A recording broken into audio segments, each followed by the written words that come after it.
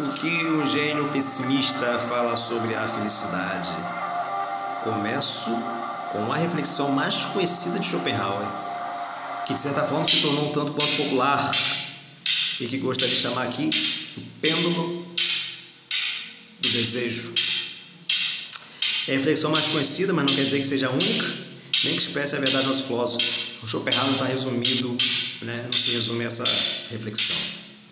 Se fazemos alguma coisa, levantar da cama, beber água, caminhar, sentar-se, é porque tivemos vontade, desejo ou necessidade. Caso contrário, ficaríamos inertes. Não criaríamos perfis nas redes sociais. Não iríamos até o mercado, nem compraríamos nada. Em nós, tudo é vontade e o desejo é contínuo. Um desejo qualquer, uma vontade aponta, evidentemente, para uma necessidade, e não haverá sossego enquanto não houver realização do desejo e satisfação da vontade. E sempre haverá desejos, vontades, carências.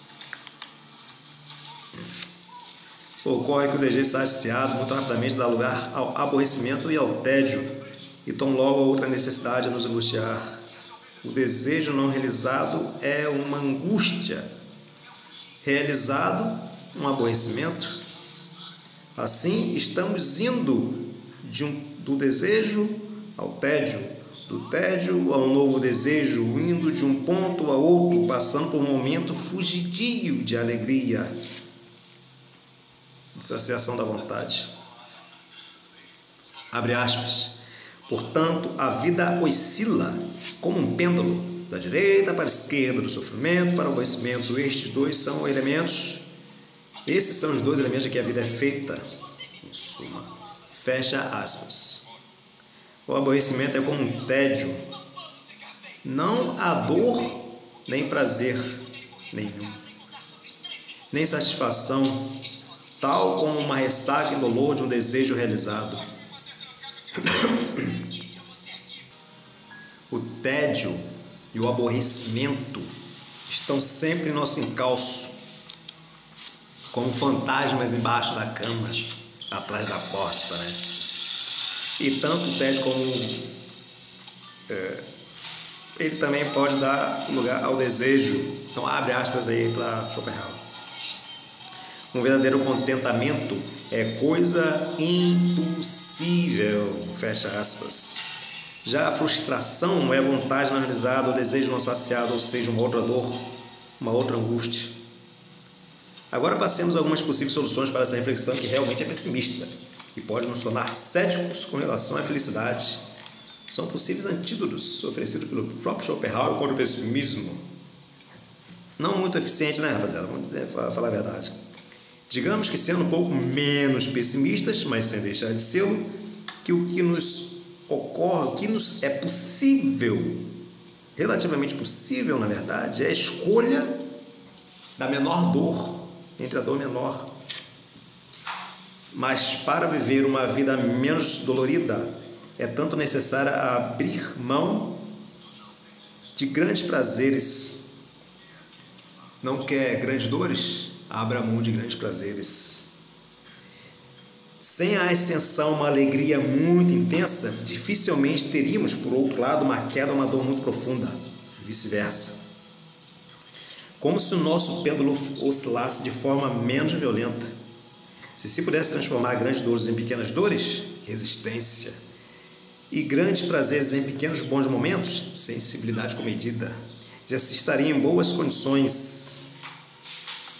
Repouso e serenidade são, desta vez, as coisas mais próximas a uma felicidade duradoura a que se pode chegar. Na verdade, Schopenhauer reconhecia os méritos da filosofia estoica, olha eles aí, da qual, em vários momentos, ele se aproxima.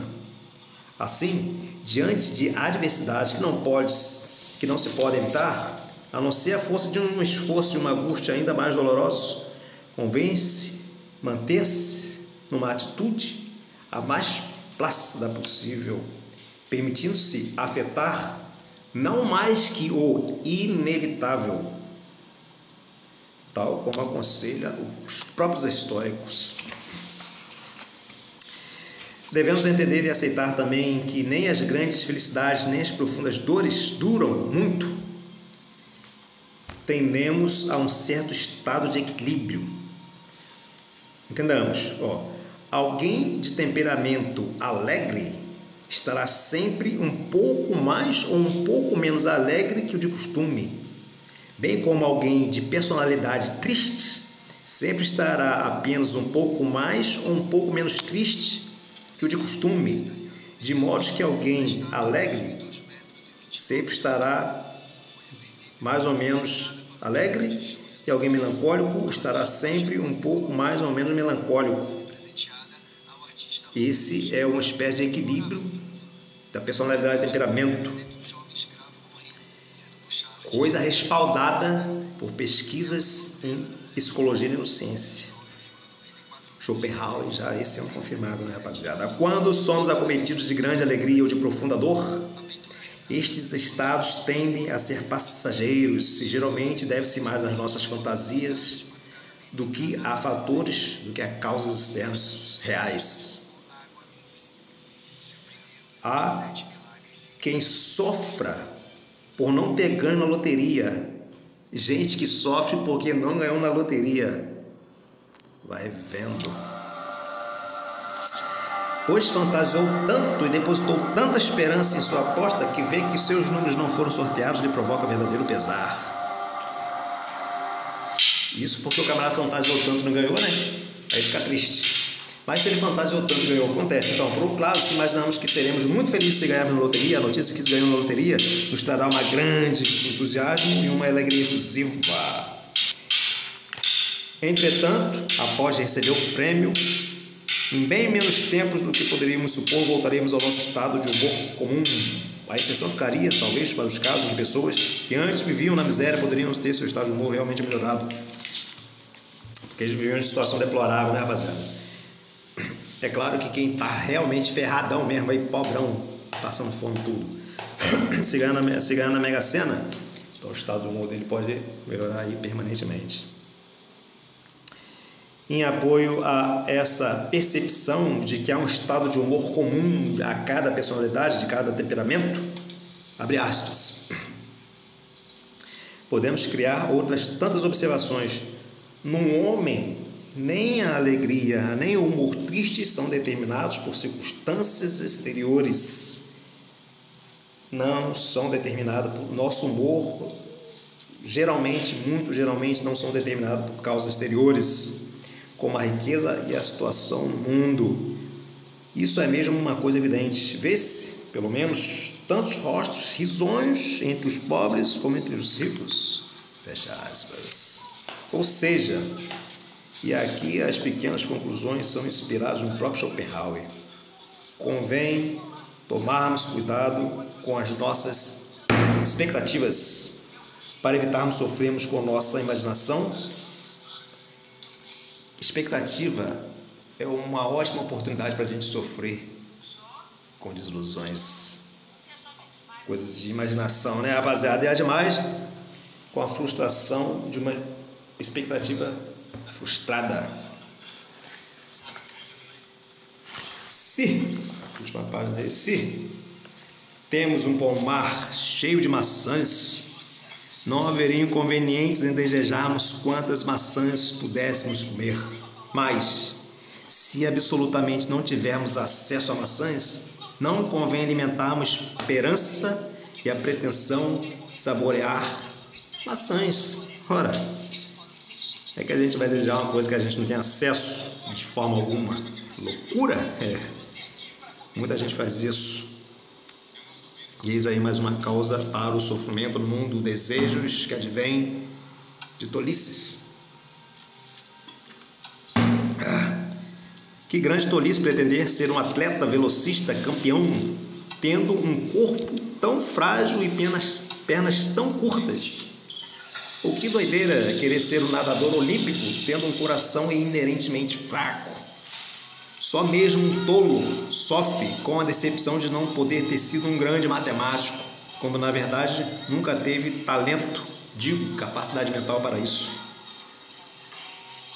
Um homem sensato não alimenta ilusões nem desejos extravagantes. Repito, o homem sensato não alimenta ilusões nem desejos extravagantes. É tornar maior ainda o desejo, né, rapaziada, que já não é inevitável, de tal modo que, abre aspas, é preciso distinguir o que depende de nós e o que não depende, fecha aspas, o que realmente estaria ou não ao nosso alcance, o que nos convém, abre aspas, mais uma vez, para Schopenhauer. Vê-se claramente por isso que a felicidade repousa inteiramente, a felicidade repousa sobre a relação que deve ser proporcional dos nossos desejos com os nossos usufrutos. Isso está na página 97 do livro O Mundo como Vontade e Representação. Esqueci até de dizer, né? Todas essas citações referentes a Schopenhauer, que quando digo abre aspas, são tiradas do livro O Mundo como a Vontade e a Representação.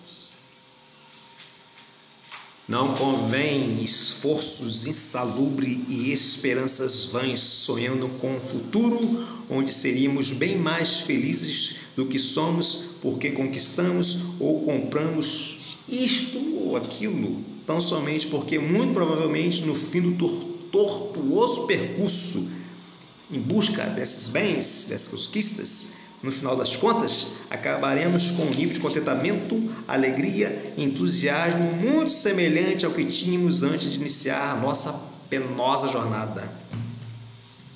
Talvez seja as dores da luta e as dificuldades da conquista que impregna em nós um grau de valorização pelo que temos. Sofremos muito para conquistar certa desgraça. Aí a gente começa a meio que dar valor àquilo, né? Por quê? Porque aquilo custou muito sofrimento. Mas não necessariamente ter aquilo nos faz felizes. Um pouquinho de orgulho, talvez. Bom, valorizar e cuidar bem daquilo que já se dispõe, daquilo que já se tem, né? Seria, portanto, um ato, uma prática da gratidão. É interessante a gratidão.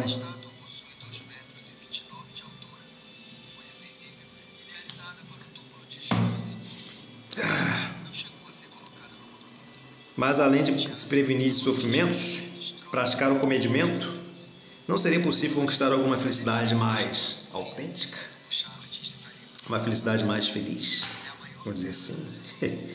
Em muitos momentos do seu livro, Schopenhauer faz apelos metafísicos, se aproximando inclusive da filosofia platônica. Essa parte é mais difícil, liga aí, quanto à questão da existência de um mundo das ideias ou de um mundo ideal. Atenção, há o belo, porque há, segundo Schopenhauer, a ideia de belo e a beleza ideal. Deixa eu soltar esse vídeo de novo aqui, Se liga aí. Se há o belo nesse planeta aqui é porque existe a beleza ideal. E o belo que a gente reconhece é só um reflexo dessa beleza padrão e ideal, uma beleza da ideia. A beleza tem, portanto, suas significações transcendentais. Tá entendendo isso aí? A beleza no homem, num cavalo, a beleza numa árvore, etc., reside no quão próximo a sua figura está dos caracteres específicos do homem, o homem ideal. O cavalo, o homem real é tão belo, tão admirável quanto o homem real está próximo desse homem ideal. O cavalo belo é tão belo quanto esse cavalo está próximo do cavalo ideal. A árvore é tão bela quanto a árvore tem os caracteres específicos da árvore ideal. vamos dizer assim, né?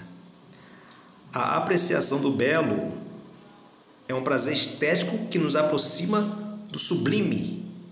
Então, um sentimento mais profundo. Seria possível algo além da felicidade. Uma coisa de qualidade diferente, pois a felicidade é um bem pessoal. A busca da felicidade é ainda uma busca egoísta. Ser feliz querer ser feliz é um elogio, de certa forma, deste ponto de vista, segundo Schopenhauer, nesse momento do livro, lá para a página 200 e tal, né, a busca da felicidade é o exercício do egoísmo. É café, rapaziada, se liga aí, ó. A superação da individualidade, olha aí o negócio ficando transcendental, embaçado e metafísico, ó. A superação da individualidade rumo ao universal, abrir mão da individualidade para alcançar o universal, é o que abre as possibilidades dessa outra experiência, aquilo que a gente chama de uma ascese, uma experiência, quase uma experiência do divino, diríamos, né? Abre aspas, Schopenhauer aí, ó. O conhecimento puro, a contemplação das ideias, privilégio reservado à inteligência liberta do serviço da vontade. É a vida do gênio, fecha aspas. O prazer estético consiste na própria contemplação, liberta de todas as misérias do querer e da individualidade. Um homem no estado de conhecimento puro se liberta dos grilhões da vontade e pode experimentar uma felicidade mais autêntica. É a experiência, o sentimento do sublime, né? A filosofia de Schopenhauer não é coerente do início ao fim, havendo muitas partes que não se encaixam tão bem. Podemos encontrar nela algumas contradições. Ora, ele faz um elogio da vida pela arte e pela filosofia como meios possíveis de se contemplar os elementos mais fundamentais da existência e intuir a essência das coisas para além de nossos desejos egoístas, ascendendo a um estado de contentamento e verdadeira satisfação, né? Pela arte, pela filosofia e, por que não, pela religião, né, gente? Em outro momento, porém, parece fazer o elogio do sofrimento. Um elogio do sofrimento, vejam bem, abre aspas para o homem. Uma grande infelicidade, um sofrimento profundo, merece sempre um certo respeito, fecha aspas. Sofrer sem ressentir, aceitar sem amargura a coisa da vida. Trata-se, afinal, de dominar a ânsia do gozo e de uma vitória, e trata-se também de uma vitória sobre a vontade que nos perturba. Ora, Jesus Cristo não seria Cristo sem o sofrimento que se fez sobre ele.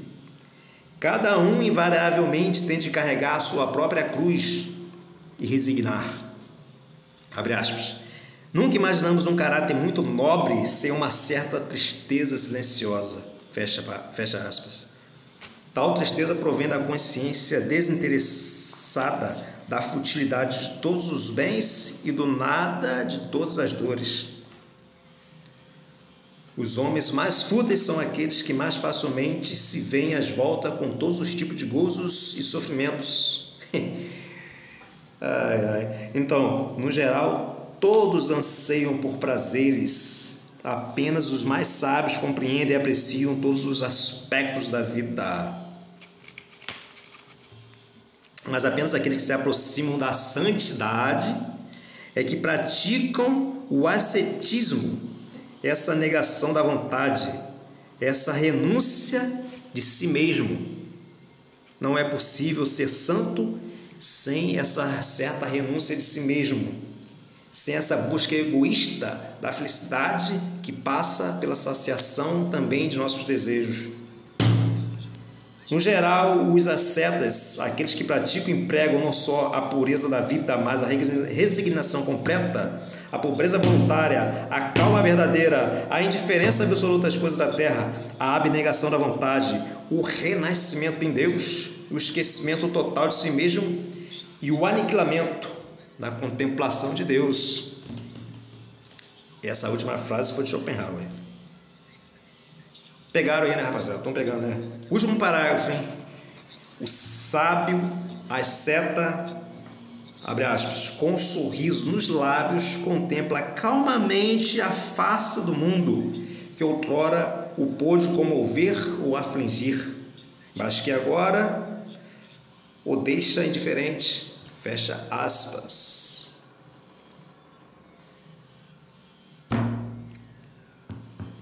Que agora o deixa indiferente, não é isso? Mantenha-se vigilante, pois o mais inocente prazer, o sábio, o asceta, o santo, ou seja lá alguma que for nesse sentido de que fala Schopenhauer, essa figura aí, cara, ela mantém-se vigilante, pois o mais inocente prazer, sabe ele, pode ser ocasião para o despertar da vaidade e do egoísmo. Abre aspas. Pela palavra ascetismo, entendo rigorosamente o aniquilamento refletido do querer que se obtém pela renúncia aos prazeres e pela procura do sofrimento. Fecha aspas.